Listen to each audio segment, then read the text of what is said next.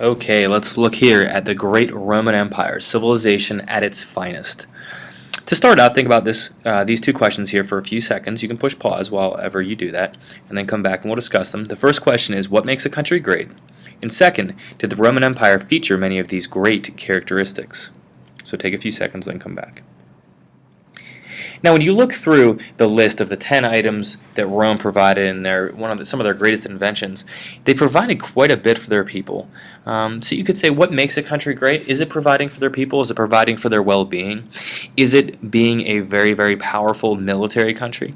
There are a lot of different ways that we can look at a country being great. So really, this is dependent upon your own opinion. And the reality is that if you look around the world, I'm sure many people will think differently about what makes a country great. Second, did the Roman Empire feature many of these great characteristics? Regardless of what your opinion is on what makes a country great, I would imagine that the Roman Empire featured at least some of them, because the Roman Empire did so much, especially for its time period, and that's one thing that's important about history to look at, because while it sounds kind of lame saying, well, they had running water and they had sewers, well, that's a really, really big step up from the previous technology and from the previous services that were provided by civilizations around the world. Some thoughts there to start off the lesson today. Our target for today, I can identify the best parts of Rome that made it such a strong civilization. And Rome was very strong, without a doubt. But yeah, we will see soon that it's going to fall over, and there's going to be a collapse here. A little bit of foreshadowing for you. Here's our target. We have to actually hit the target, or else it wouldn't be very much fun. So let's see what we're going to do today. And don't laugh at home about my designs here. Okay, Planet Schools Airlines flying by. Let's see, where did this arrow go? There we go, into outer space. No, those are not clouds on the moon. Those are craters. And apparently we're standing in Africa. And there we go. Easy as pie. Okay, on to the Roman Empire. Facts about the Roman Empire. First off, it was huge at its height. In other words, when it was at its peak and its largest size. It lasted about 500 years, depending on which historian you use. The time frame that we're going to use here, and it could be different based upon different people, but we're going to look at about 30 BCE, before Common Era, in case you're used to hearing BC, and 476 CE, which is Common Era. That's basically after the year 0.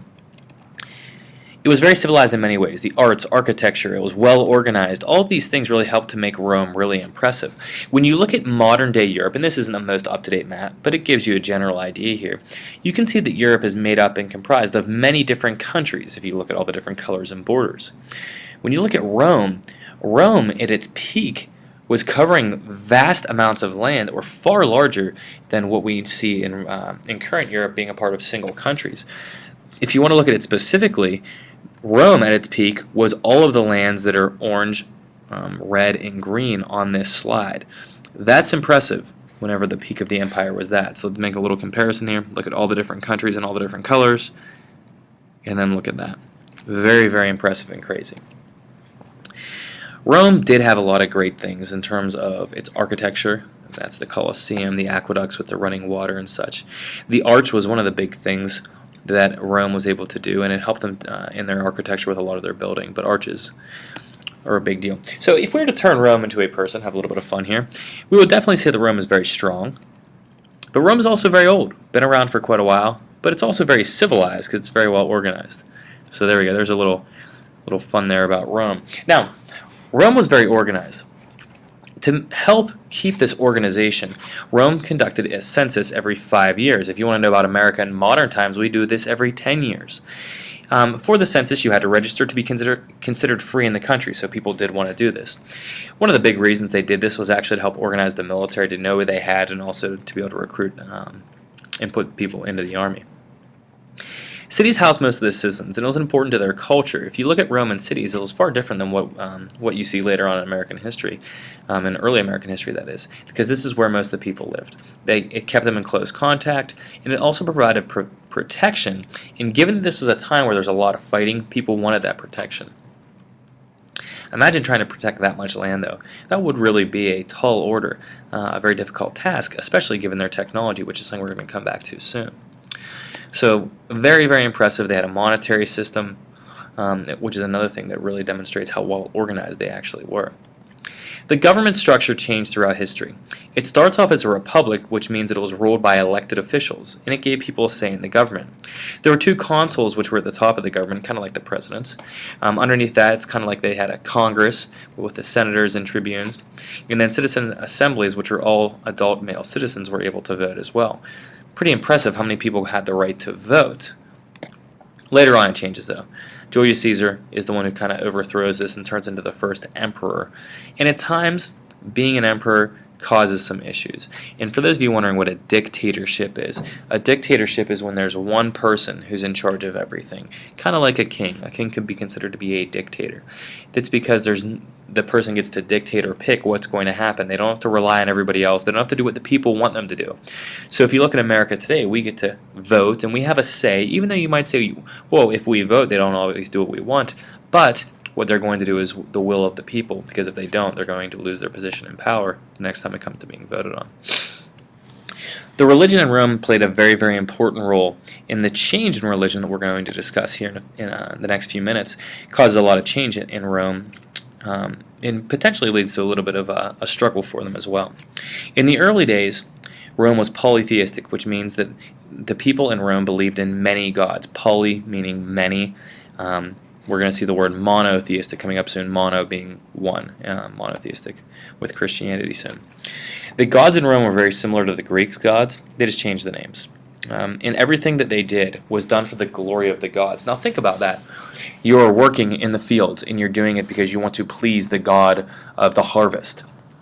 It makes things a little bit different because they feared the gods tremendously, and they felt they had to do all of this work for them, whether it be winning a war or doing other things. It really ends up being a very strong source of motivation. For instance, you go to war, and you're fighting for Mars. Literally, Mars was the god of war. So that's something to consider here as being something that actually helped Rome to stay powerful, because they did have control of the people because of it. In CE 313, this all switches with Christianity becoming the primary religion. It was previously banned in Rome, and this religion is very different for many different reasons, including the fact that it is monotheistic. There's one God. And the other thing about this religion is that it's much more human-like. It's not so much into the whole gods and they're way up above you and they'll strike you down at any moment. And this changes things around, because remember we talked about that motivation with all of those gods. You're going to fight a war, and that war is for the glory of Mars. Well, that's not really the same anymore with Christianity. Christianity was made legal in 313 CE, and it soon became the only religion in Rome, the official religion, in 391 CE. It's a very dramatic change, though. We can see some of the big things and some of the impressive changes in Rome, and we can also see, in one other big point that was designed to be made in this section, was how Rome has really provided quite a bit for us today. Because if you think back and if you look at some of the things that you were reading over on that website and also in this video, there's so much that we have now and we use very frequently that came from Rome. Think about roads, think about concrete, let alone religion and Christianity being one of the major religions in the world. That starts really with Rome and the Roman Empire. So Rome really did contribute quite a bit. The next lesson you're going to look at here, just to kind of give you a little bit of an introduction to it, is going to be on the issues facing Rome. There are a lot of wars going on, which is going to cause a lot of problems with barbarians and such. The government was very corrupt. There were quite a few assassinations given the way that the government was set up, and you'll learn a little bit more about corruption in the next lesson. The economy was struggling. Slavery was causing major issues. There was inflation, another kind of tricky idea that you'll learn about here a little bit more later on in this unit.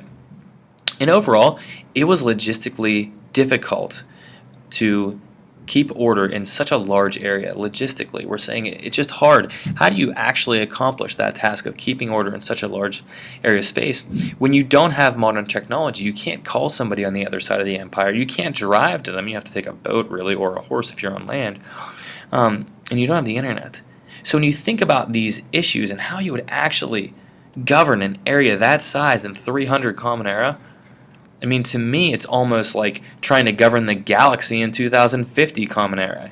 You know, I feel like it's that big of a change, because we're so able to get across the planet so quickly today. For them, it would take them weeks and months. So, interesting thing to be thinking about.